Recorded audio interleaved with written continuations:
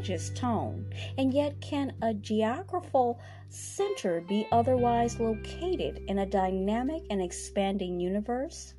Every point in this sphere where God is thus a bubbling forth of the infinite flow of life.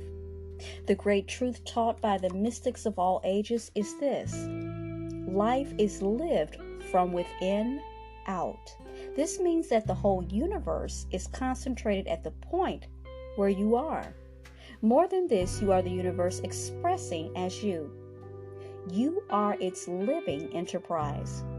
It forever stands behind you with its full resources. However, the fullness of this universal support comes through you and not just to you. The more profound knowledge that you can attain is that your whole existence flows forth inexorably from a universal process, which is always from within out.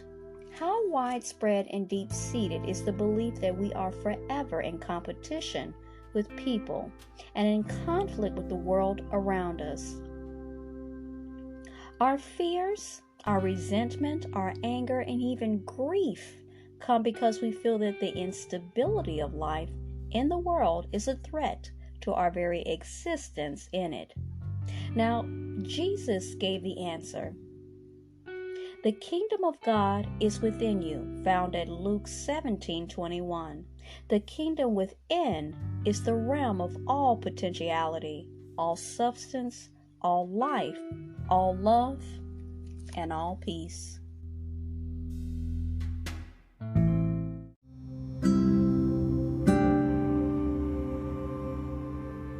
Today's content is from Rise Above Fear and Worry, 30 Days to Fearless Living by Unity Ministries. Day number 9, A 4-Step Process to Fearless Living by Reverends Richard Rogers and Richard Mirage.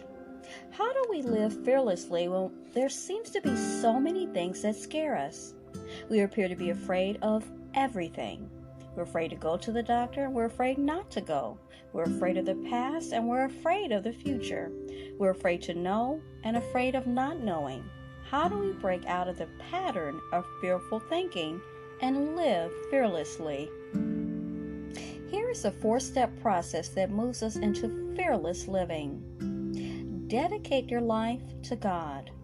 Something happens when you turn your life to God or your higher power. You no longer live for you, but begin to assess greater power and confidence. When you surrender your will and ask to do the will and the work of God, you are no longer trying to figure things out to keep yourself safe. God is now in charge of your life, and you are here not just for your own desires, but to fulfill your divine purpose. Your prayer becomes, "Thy will be done." Deep listening. There is a deep knowing within you.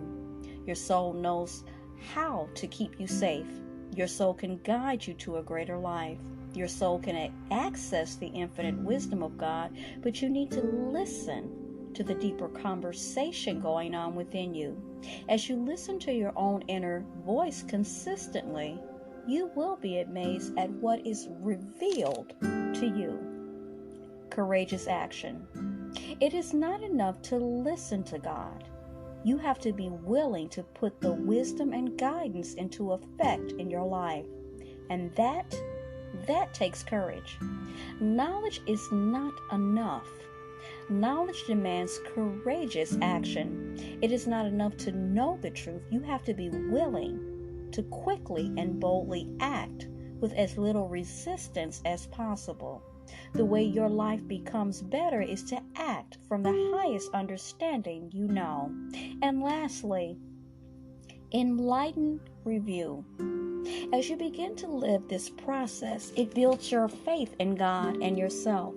Each day, as you dedicate your life to God by listening deeply and taking courageous action, you watch your life become greater. You will also see ways you can dedicate more of yourself to God. You listen deeper and let go of all resistance to taking action.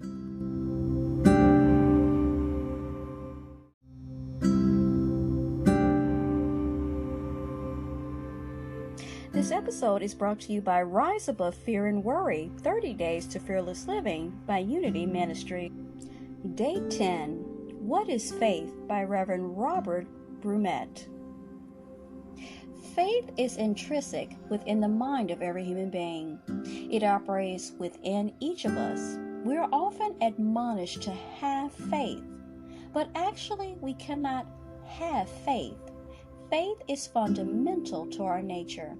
To have faith usually means to focus our faith in a particular direction. Yet faith is always operating in our consciousness, no matter how doubtful or fearful we may actually feel. Now, fear is faith turned inside out. Fear is having faith in certain images created by the mind rather than having faith in the creative power of the mind itself. Our fearsome mental images may have their origin in prior personal experiences, or they may be the result of cultural conditioning. These memories may be filled with very strong emotions. If we do not discharge this emotional energy from our bodies, these images will continue to haunt the mind. As we put our faith in these images, we make our fear real, and thus we give it power over us. Now, the word fear can be used as an acronym that I'm sure a lot of people have heard before. It is false evidence appearing to be real. A story from the East tells of an artist who painted a large picture of a tiger on the wall of his home. He was a very good artist, and the picture appeared so real that he became afraid to actually enter his own home. So we too may frighten ourselves with our own images when we imbue them with reality. Now, in a sense, we choose our reality because we, knowingly or unknowingly, choose where we place our faith. Very early in life, we develop the perceptions that create our sense of reality. The choice of where we place our faith soon becomes habitual and very unconscious. By the time we become adults, these habituated perceptions are deeply entrenched in the subconscious. What we perceive to be reality is really a result of several factors. One of these factors is our human physiology. Our physical characteristics are largely the result of our biological evolution. The physical characteristics of our sense organs and brain cause us to perceive the external world as it appears to us. Now, according to Carl Jung, we also have certain innate mental characteristics that affect our perception of reality. He called these characteristics archetypes. These archetypes influence the way we perceive and interpret the experience of our lives. Which particular archetypes may influence us and how they influence us are the results of many factors. Our stage of life is one factor.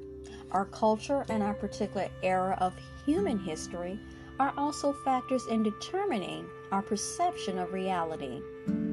Now, faith is the power to create our reality by our perceptions, our beliefs, and our interpretations. Seeing is believing, and yet believing is actually seeing. According to our faith, our world reveals itself to us and becomes real. Excerpt from The Quest for Wholeness, Unity Books, 2002.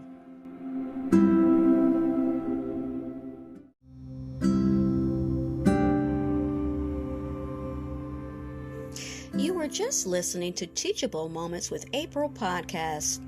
I truly hope you enjoyed this episode. We invite you to stay connected with us on the other social media platforms of ours, which is TikTok, Pinterest, Instagram, Threads, and YouTube. Also, we'd like to invite you to check out our official podcast landing page on podpage.com/teachable moments with April to see all our content in one place and leave personal messages, feedback, and more.